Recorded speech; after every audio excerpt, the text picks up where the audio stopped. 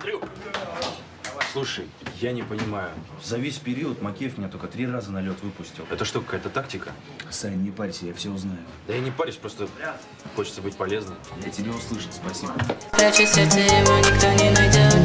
Не вижу смысла кончить. Ладно, ибо не может.